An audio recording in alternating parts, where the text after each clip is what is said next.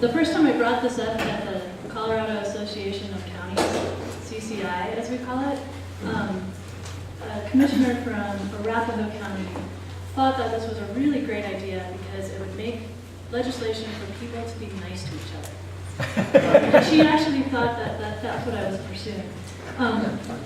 Good Samaritans and the concept of needing Good Samaritans for water quality in our area really stems from needing third parties who have no connection to mining whatsoever, who have the ability or the expertise or the desire to do mitigation efforts that would improve water quality. So a Good Samaritan is this third party who's really got no responsibility and no connection to mining that might have been 50 years ago or 100 years ago. How I defined it recently at a National Association of Counties conference is this way. A Good Samaritan is an entity, a person, a group, a consortium, a non-governmental organization, or even a governmental organization that has no legal responsibility for the site, pollution at the site, or prior mining activity on the site. So that's a Good Samaritan. And we actually are in the company of some real Good Samaritans in this room. We right now, as of 2007 from the EPA, have the ability for these third parties to work with the EPA or a different federal agency. And through a permit process, they can come up with a mitigation plan for abandoned mines. And they can do things like take clean water and divert it around a waste rock pile. They can remove a waste rock pile. They can do everything other than actually treat the water without fear of liability. And what the liability issue is for people under the Clean Water Act is if I were to go and work with, say, the Animas River stakeholders and Trout Unlimited, and we could measurably and demonstratively improve water quality, which removes the zinc, maybe some cadmium, copper, lead, arsenic, out of the water, but we couldn't quite get it because of all the geological reasons you saw this morning. It was too expensive, too prohibitive, or just impossible to clean up that water all the way to the clean water standards. A third party could sue the EPA to sue us. And that is right there the fear that causes Good Samaritans who could be bringing outside money into our watersheds to just not do it, not act. And if we could improve the water quality, even just a bit, we could bring in outside money, we could improve agriculture, we could provide some really great jobs, we could make it cheaper for our municipalities and utilities to provide us with drinking water. So there's a lot of great impacts or great effects. And there could be more fish, there could be more outdoor recreation. You might not get sores all over you if you're a sheriff working in the San Miguel River. So there has been legislation proposed numerous times in Congress and the Senate.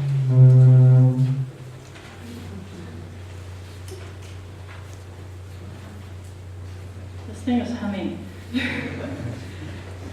And where we're at right now is there's a real fear among environmentalists to open up the Clean Water Act, which is what it would take to be able to put in a clause that says bona fide Good Samaritans can measurably improve water quality without fear of being sued. Because of that, Senators Boxer from California, Senator Mark Udall, and Senator Bennett have begun working with the EPA and writing letters in 2011 to try and get the EPA to give additional guidance that it said it was going to give in 2007. And the guidance would be basically what administrative tools exist for Good Samaritans to get on the ground and start working now. Is there basically an administrative authority that the EPA has the power to take but hasn't taken yet? And I can provide copies of these letters to Chris if anybody's interested, or you can drop your card off at the Colorado Data Sharing Network table, and I'll be happy to email you any of these letters. They're pretty detailed, but it comes down to this. The EPA says pretty much flat out that if the cleanups address contaminated soils, diversion of clean water, that sort of thing, you're protected. But you're not protected if you actually touch the water and it can be connected to a point source. And then they go on to say that they believe that their current process actually does incentivize Good Sams, but there's only been maybe 2 instances where, and they're both trout unlimited, where actually they have been willing to take that risk to treat the water. This whole thing has never been tested in court. So what's going on right now with our senators and the EPA is they were supposed to, back in March, have more guidance issued by the EPA to really pinpoint where is the liability that we're worried about for Good Sam's. And then possibly there still would be a need for legislation, actually probably, and then that legislation could be narrowly crafted and pushed through the House and the Senate. What we've been doing as county commissioners and other local elected officials is trying to bring the heat to the situation. As elected officials, we're term limited in Marion County. We have 8 years. If we get elected to 2 terms, sometimes only 4 years.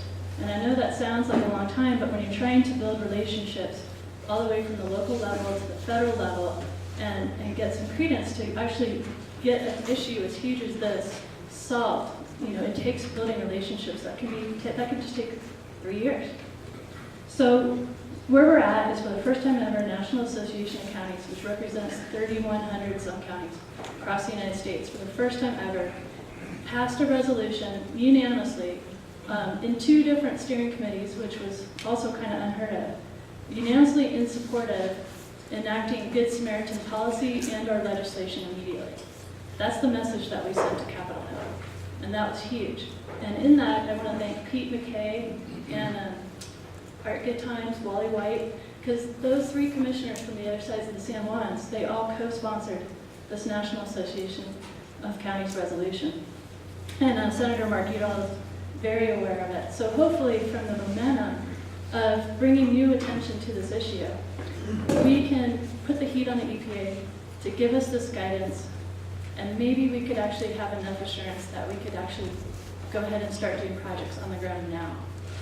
It's good for the economy, as I said, it's good for the environment, and I know I'm preaching to the choir, but I just look out there and there's so much opportunity, and there's some really simple things that could be done if we just knew that we wouldn't get sued.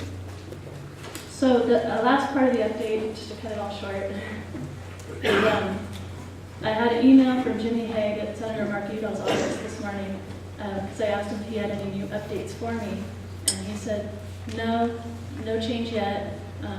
He was hoping that he had been promised by the EPA that they were going to have some more guidance between March and now, which just hasn't come out yet. So for anyone who's interested in this issue, and I know some of you, Peter Butler and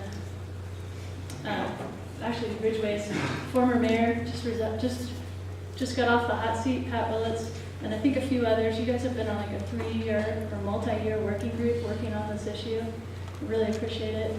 But for those of us, we can send some letters to our senators, congressmen, and to Ms. Jackson at the EPA and let them know that this is about the economy. It also will help new mines get permits.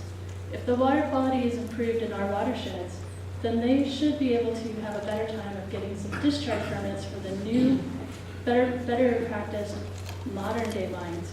We just don't even know what modern day post-Clean Water Act mining looks like in our area, because it's not really easily achieved, and this is one of the things that would help that out too. So it's another triple win, like Art was saying, and I appreciate you guys giving me a couple minutes. Thanks.